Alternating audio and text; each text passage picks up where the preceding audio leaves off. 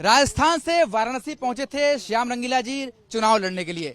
श्याम जी, ये पहला चुनाव था आपका जो लड़ने जा रहे थे? बिल्कुल पहला था। बनारस जब पहुंचे तो किन उम्मीदों के साथ पहुंचे और क्या सोच के आए कि प्रधानमंत्री नरेंद्र मोदी के खिलाफ चुनाव लड़ने जा रहे हैं?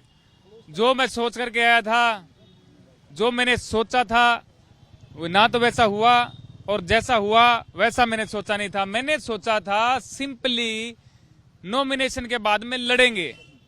मुझे ये नहीं पता था नॉमिनेशन ही नहीं होगा।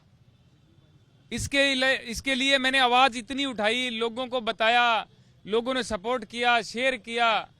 शेयर करने के बाद में इन्होंने 14 तारीख को 3 बजे के बाद में हमारे नॉमिनेशन लिए। मुझे बहुत खुशी हुई, मैंने वीडियो भी डाला, बनाया, खुशी जाहिर की, लोगों को भी बहुत खुशी हुई। मैंने उनका सपोर्ट देखा, मेरे साथ बहुत लोगों का सहयोग था।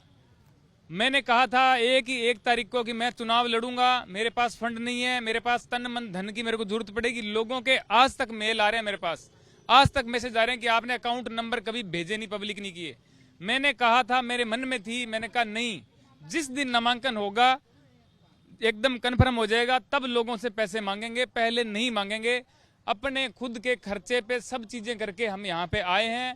लेकिन मुझे नहीं पता था नामांकन के टाइम इतनी बड़ी मजाक हमारे साथ की जाएगी।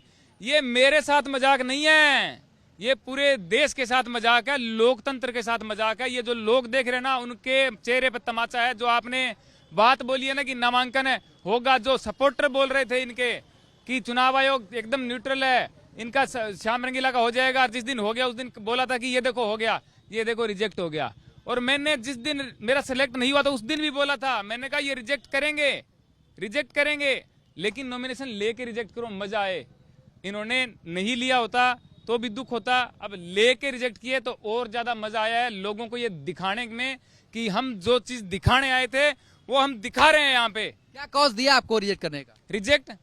रिजेक्ट का कॉज ये दिया है, शपथ पत्र जो है ये आपने शपथ नहीं लिया है। ये मेन मुख्य जो कारण है, सबका ये कारण है। आप नोट करिए 27 लोगों में से कितने लोगों का नामांकन रद्द होगा। 14 तारीख में नोट कर लीजिए, 27 लोगों ने लिया। 27 नहीं 26 है, मोदी जी तो अलग हो गए। 26 लोगों में से कितने लोगों का नामांकन रद्द हुआ है, ये सर्च करके देखिएगा, हैरानी बहुत होगी आपको। रंगीला जी, जब आप लड़ने के लिए आए तो क्या मन में था कि चुनाव जीतेंगे? सर, चुनाव जीतने ये हमारी जीत है, ये हार नहीं है। हार उनकी है, ये हार लोकतंत्र में चुनाव आयोग की है, हमारी जीत है।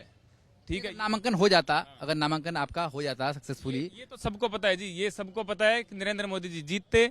क्यों? क्योंकि देखिए, ना तो मेरे पास वो सेना है, कोई हाथी घोड़े लेके भाला वाला लेके तो युद्ध लड़ना नहीं कि मैं दूसरी सेना ले आऊं, मोदी जी के पास कम होगी। रैलियां आप 100 करोड़ देख रहे हो सोशल मीडिया पे खर्चे हुए, मैंने 1 पैसा नहीं लगाया। ये जो लोग मुझे सपोर्ट करते हैं ना, उनके लिए मैंने 1 पैसा नहीं दिया कोई कि मेरे को पैसे दे रहा हूं, मुझे मेरी वीडियो शेयर करो। 100 करोड़ रुपए दिए हैं आप, 100 करोड़ रुपए दिए हैं। उनसे मेरा मुकाबला जीत हार के लिए तय कर रहे हो कि किसकी जीत होती। यहाँ पे होर्डिंग देख लो, यहाँ पे देख लो, परिंदा पर नहीं मार सकता। मोदी जी के वैसे ही वाराणसी में नमो घाट, ये सब चीजें बनी हुई है। जीत हार की बात नहीं कर रहा हूं सर, जीत तो मोदी जी की वैसे ही हो जाती यार, सूरत में भी वैसे ही जीत हो जाती।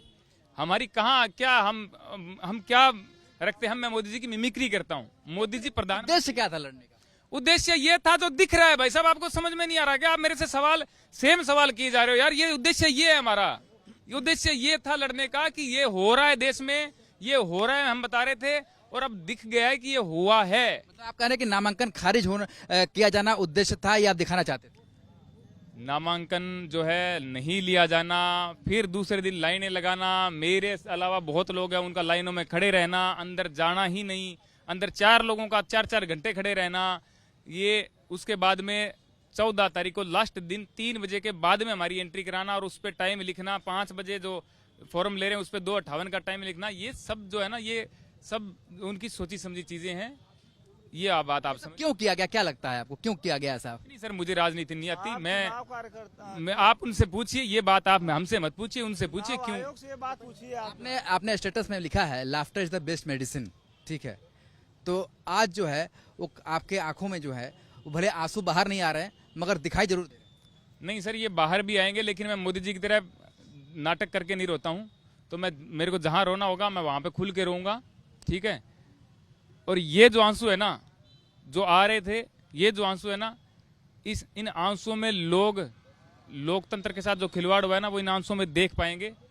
ये मैं भरोसा दिलाता हूँ लोगों को भी, और लोगों को दिखेगा भी कि इन आंसुओं में वो देखेंगे। क्योंकि मैं हंसाने वाला व्यक्ति हूँ, मैं हर चीज में मजाक करता हूँ। सर मुझे कल बोल रहे थे कि श्याम जी आप जब बात रखते हो ना तो थोड़ी सी यूं रखा करो गंभीरता से। मैंने कहा सर मैं गंभीर हो नहीं पाता हूँ, मैं रखने की कोशिश करता हूँ, लेकिन फिर मेरे मुंह पे चेहरे पे स्माइल आ जाती है। मैं कॉमेडियन हूँ, मुझे लगता है कि थोड़ा हंस के रख देते हैं। आज वो चीज़ नहीं है सर। आज मैं ना तो किसी के कहने पे हूँ गंभीर, ना मेरी आत्मा रो रही है। सब चीज़ मतलब यूँ लग रहा है खत्म। श्याम रंगीला जो है वो रंगीला नहीं हुआ, गंभीर हो गया। आज श्याम रंगीला ब्लैक हो गया, बस यूँ समझ लीजिए आप, ब्लैक हो गया। बिल्कुल मोदी जी की मिमिक्री करते थे आप, आज मोदी जी के संसदीय क्षेत्र में आपका नामांकन रद्द हो गया। बिल्कुल। वकील साहब क्या लगता है आपको, आप तो कानून के जानकार हैं, अब कानून के तहत क्यों रद्द हुआ बताइए दरअसल। ये देखिए जो यहाँ पर जिला निर्वाचन अधिकारी हैं, सहायक निर्वाचन अधिकारी हैं, या जो भी यहाँ पे चुनाव ड्यूटी में लगे लोग हैं, ये पूरा प्रक्रिया जो है भाजपा के कार्यकर्ता के तौर पे ये लोग काम कर रहे हैं। और हमारे जो प्रत्याशी हैं इनका किसी भी पैरा में कोई कमी नहीं थी, कोई एफिडेविट में कमी नहीं थी, कोई फार्म में कमी नहीं थी। आप लोग जो है मीडिया से हैं, आप लोग देख सकते हैं कि 7 तारीख से लेकर 14 तारीख तक मात्र 14 नामांकन हुए। कभी 3 नामांकन हुए, कभी 2 नामांकन हुए, कभी 2 नामांकन हुए, कुल मिलाकर के 14 नामांकन हुए। लेकिन 14 तारीख को 27 नामांकन होते हैं, वो भी 3 बजे के लगभग जो है। तो आपको ये समझना होगा कि ये पूरे लोकतंत्र की प्रक्रिया को जो है इन्होंने जो है हाईजैक कर लिया हुआ है, और चुनाव आयोग जो है एकदम हाईजैक कर लिया, पार्टी के कार्यकर्ता के तौर पे काम करवा रहे हैं। ऐसे में जो है जो हमारे प्रत्याशी श्याम रंगीला जी का पर्चा निरस्त हुआ है, आप देख सकते हैं कि इन्होंने शपथ प्रतिज्ञान ओथ नहीं करवाया है। तो ओथ करवाने की ड्यूटी सहायक निर्वाचन अधिकारी और निर्वाचन अधिकारी की होती है, और जब उन्होंने नहीं करवाया, अधिवक्ता को साथ में नहीं जाने दिया, जब बाहर मैंने चेक लिस्ट देखा, मैं तुरंत ओथ का प्रोफार्मा तैयार करके लेकर के गया। सहायक निर्वाचन अधिकारी से बात किया, उन्होंने बात नहीं किया। जब निर्वाचन अधिकारी यानी जिलाधिकारी आए तो उन्होंने जो है हम लोगों को कहा ये लोग कैसे आ गए, अपने कर दिया। प्रस्तावक भी हमारे साथ हैं, ये बताइए आप प्रस्तावक क्यों बने थे श्याम रंगीला के? उनके बने थे, हरप्रीत जी के। क्यों उनका साथ दे रहे थे, क्या कारण था?